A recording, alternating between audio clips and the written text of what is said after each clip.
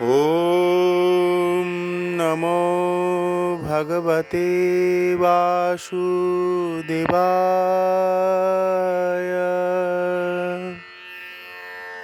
ওম নমো ভগবতে বাসুদেবায়।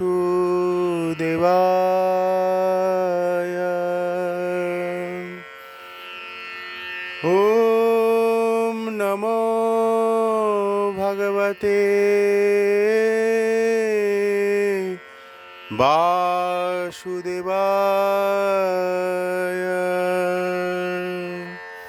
একাদশী মাহাত্ম্য। পরমা একাদশী।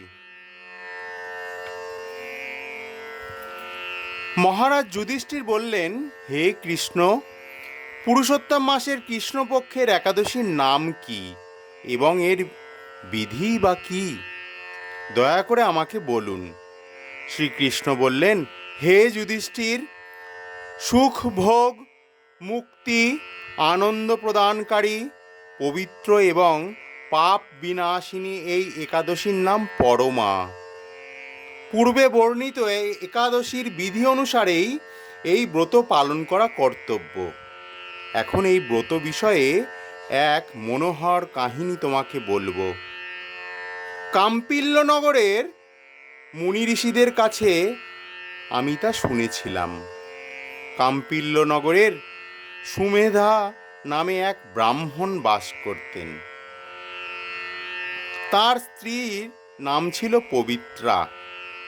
তিনি অত্যন্ত পবিত্রা ছিলেন, কিন্তু পূর্ব কর্মফলে এই ব্রাহ্মণ ধনহীন হয়ে পড়েন। ভিক্ষা চেয়েও তার কিছুই জুটত না। কিন্তু তার স্ত্রী নিজ পিতা পতির সেবা নিষ্ঠা সহকারে করতেন।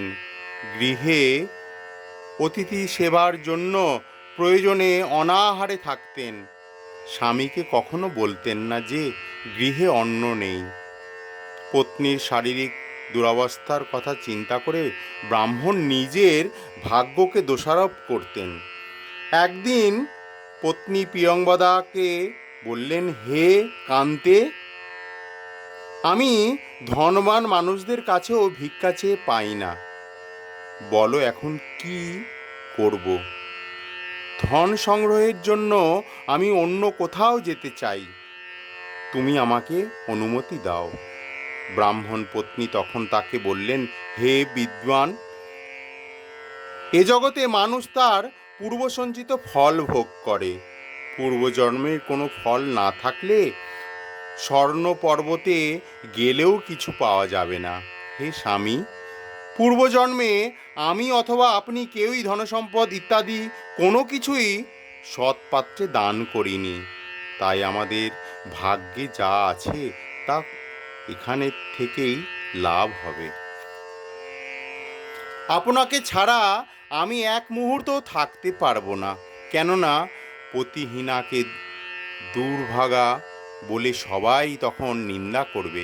অতএব এখানে যা ধন লাভ হয় তা দিয়ে দিন যাপন করুন।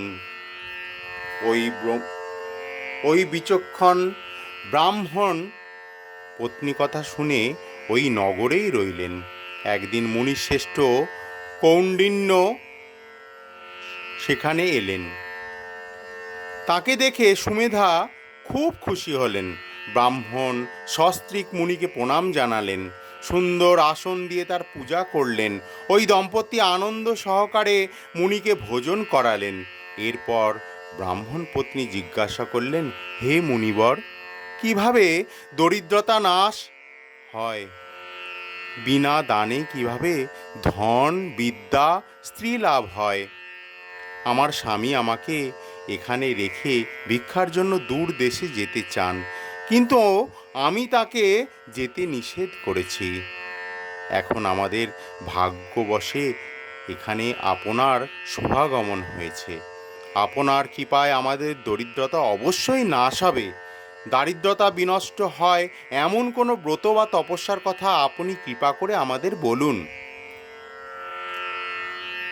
এই কথা শুনে মুনিবর বললেন, হে সাধ্বী, পুরুষোত্তম মাসের কৃষ্ণপক্ষে পরমা নামে সর্বশ্রেষ্ঠা এক একাদশী আছে। এই তিথি ভগবানের অতীব প্রিয়তমা। এই ব্রত পালনে মানুষ অন্ন, ধন সম্পদ আদি সবই লাভ করে থাকে। এই সুন্দর ব্রত ধনপতি কুবের প্রথম করেছিলেন। রাজা হরিশ্চন্দ্র এই ব্রত পালনে স্ত্রী, পুত্র ও রাজ্য ফিরে পেয়েছিলেন। হে বিশালাক্ষী, এই জন্য তোমার এই ব্রত পালন করো। মুনিবার কৌণ্ডিন্য ঋষি ওনাদের এই ব্রত পালনের নিয়ম ব্যাখ্যা করলেন এবং বললেন, তোমরা দুজনেই উভয়ই এই ব্রত পালন করো। হে পাণ্ডব, কৌণ্ডিন্য মুনির উপদেশে পতি পত্নী উভয়ে একসঙ্গে বিধিমতো পুরুষোত্তম মাসের পরমা একাদশী ব্রত পালন করলেন। ব্রত সমাপনের পর রাজভবন থেকে এক রাজকুমার তাদের কাছে এলেন। ব্রহ্মার প্রেরণায় তিনি বহু ধন সম্পদ, নতুন গৃহ ও গাভী এই দম্পতিকে দান করলেন। এই দানের ফলে মৃত্যুর পর সেই রাজা বিষ্ণুলোক প্রাপ্ত হয়েছিলেন। এইভাবে পরমা ব্রতের প্রভাবে ব্রাহ্মণ দম্পতি সকল দুঃখের অবসান হলো। যে মানুষ এই একাদশী ব্রত পালন না করেন, তিনি ৮৪ লক্ষ যোনিতে ভ্রমণ করেও কখনো সুখী হয় না। বহু পুণ্য কর্মের ফলে দুর্লভ মানব জন্ম লাভ হয়। তাই মানব জীবনে এই একাদশী ব্রত পালন করা অবশ্যই কর্তব্য। এই মাহাত্ম্য শুনে মহারাজ যুধিষ্ঠির তাঁর আত্মীয়বর্গের সঙ্গে এই ব্রত পালন করেছিলেন। হরে কৃষ্ণ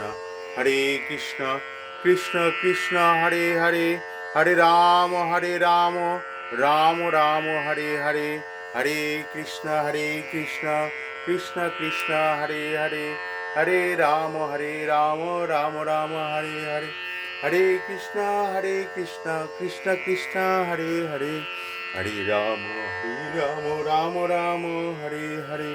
জয় পরমা একাদশীর জয়, জয় পরমা একাদশীর জয়, জয় পরমা একাদশীর জয়। হরি বল।